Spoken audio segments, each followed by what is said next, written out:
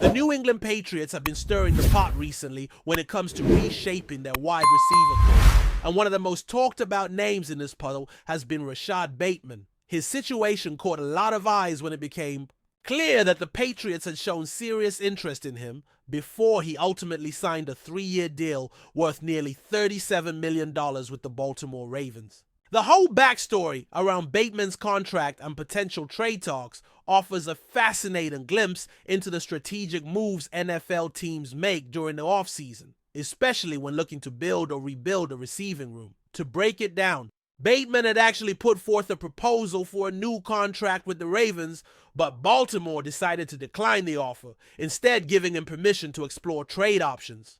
This move was significant because it essentially opened the door for multiple teams to express their interest in acquiring him, and the Patriots were among the primary contenders to make a move.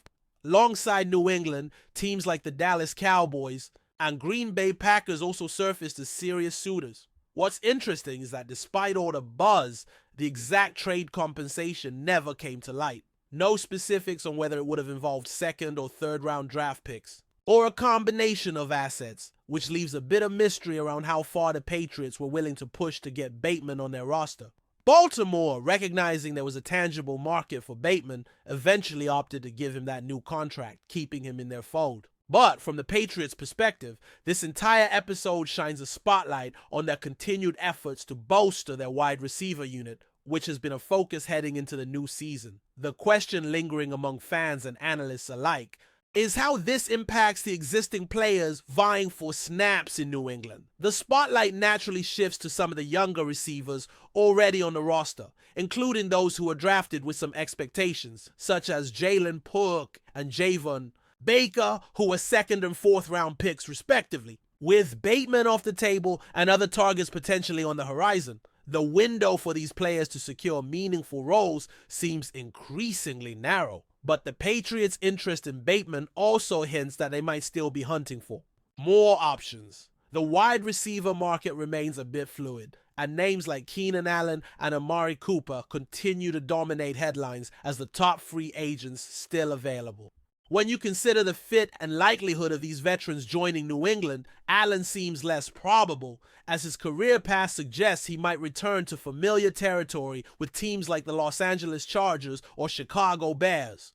Cooper, on the other hand, presents an intriguing possibility. A proven performer who can command a lucrative 1-year deal potentially in the ballpark of $20 million, Cooper could be exactly the boundary receiver the Patriots want. Someone with plenty of game tape and experience that the coaching staff can feel comfortable with. Beyond Allen and Cooper, the next tier of free agent receivers drops off sharply. DJ Chark and Allen Robinson are the names that come after those two, but neither seems to align perfectly with the offensive scheme or the long-term vision that coaches like Josh McDaniels and Mike Vrabel are building. Other free agents like Gabe Davis and N'Keal Harry or Tyler Boyd also don't quite fit the mold for what the Patriots are looking for right now. This has led to speculation that the Patriots may continue to evaluate undrafted players or lesser-known prospects to see who can surprise during training camp and potentially earn a role. Speaking of undrafted rookies, Evan Cheatham has garnered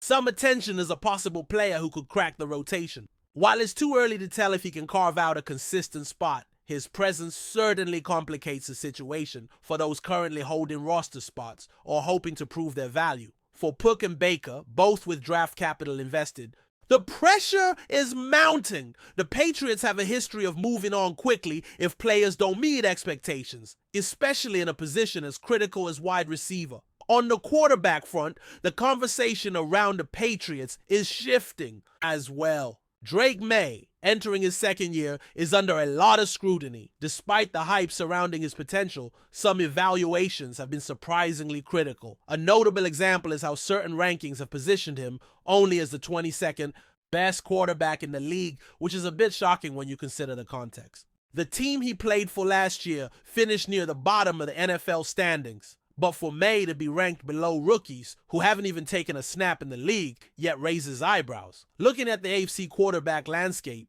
the elite tier is clear.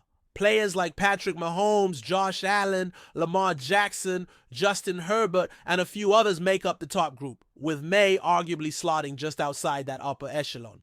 Comparisons in the NFC show a deeper pool of mid-tier quarterbacks, including Jalen Hurts, Jared Goff, Kyler Murray, and even Caleb Williams, a highly touted rookie. This abundance of quarterbacks in the NFC pushes MAYE's standing down in broader rankings. Yet the overall narrative about his growth and leadership remains cautiously optimistic. Head coach Mike Vrabel's belief in MAYE is a major factor in the quarterback's development and confidence. Reports from practice highlight how Vrabel is positioning MAYE as a vocal leader on the field, running drills where his voice carries authority and essentially treating him like the cornerstone of the team's future. This level of trust from a head coach is invaluable, especially for a young quarterback stepping into a bigger role. Vrabel's commitment signals that MAYE will be given every opportunity to thrive, and that the team sees him as the guy to guide them back to playoff contention. The Patriots front office also made a strategic move by trading for Joe Milton, a backup quarterback with plenty of talent, but also someone who can push MAYE to elevate his game. Milton's presence should alleviate some pressure while also keeping healthy competition in the quarterback room.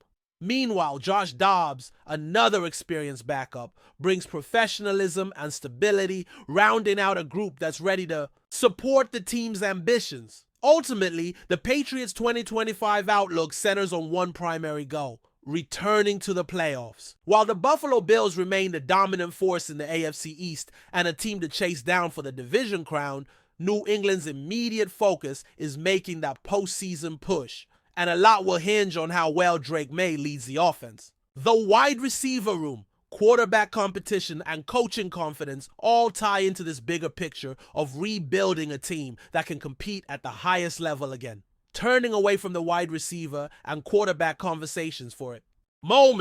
Another fascinating subplot is unfolding as free agency begins to pick up pace. The NFL offseason is always a whirlwind, and this year is no different, with players shifting teams and familiar faces landing in unexpected places. One example that caught many off guard is the news surrounding Nick Chubb, a running back who has been a cornerstone for the Cleveland Browns. Rumors have circulated that Chubb's time in Cleveland may be coming to an end, with the Houston Texans emerging as a potential landing spot. If that move materializes, it would be a major shakeup for both franchises, with Houston adding a proven powerful back to their offense, while Cleveland looks to recalibrate their roster moving forward. Player movement like this also reflects how teams are constantly looking to improve not only through the draft, but through strategic acquisitions. The Texans, who have been rebuilding, might see Chubb as a way to inject immediate impact into their offense. For the Patriots, while running back hasn't been a major headline position this offseason,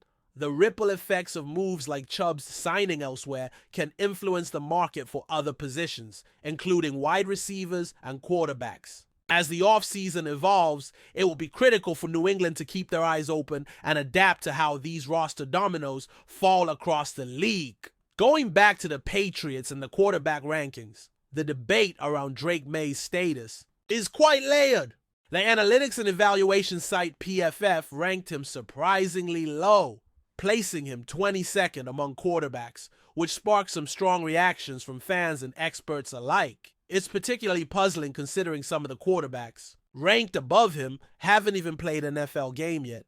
The ranking raises questions about how performance metrics and potential are weighted differently across evaluators. May's partial rookie season, interrupted by injury, complicates the assessment, and some argue that judging a player so early in his career might be premature. Before we continue, don't forget to subscribe to Patriots Hub and give this video a like. Your support helps us keep delivering the latest updates on our New England Patriots. And don't be shy, share your thoughts on the news in the comments below.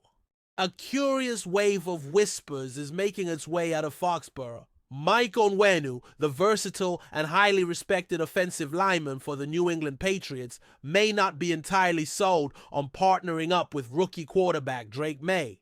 While no official statement has been released and all parties remain publicly supportive, behind-the-scenes murmurs suggest some friction, or at least hesitation, about this new potential pairing. According to sources close to the situation, ONWENU has shown signs of reluctance during off-season discussions and early team activities, not necessarily about MAYE's talent, but about the broader direction the Patriots offense may be heading under a new quarterback regime. Some insiders believe ONWENU, now a cornerstone of the Patriots' offensive line, was quietly hoping the team would lean on a more experienced quarterback to lead what he sees as a ready-to-compete roster.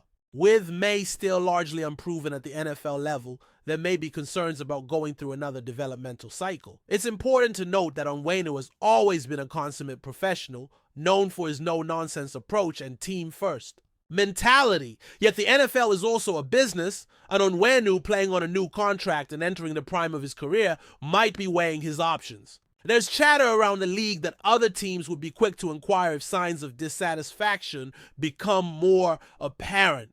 ONWENU's camp has been tight-lipped, declining to comment on any speculation, while Patriots insiders insist the team is all in on MAYE as the quarterback of the future. Still, the timing of these rumors, surfacing just as mandatory minicamps begin, has raised eyebrows and fueled discussion about whether all is truly harmonious in the Patriots locker room.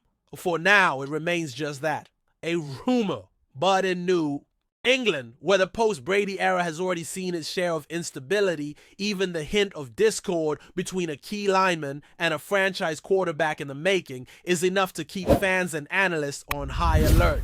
That's it for this update. If you enjoyed the video and want to stay updated with exclusive news about our New England Patriots, be sure to subscribe to Patriots Hub and hit that like button. We can't wait to hear your thoughts in the comments. See you in the next video.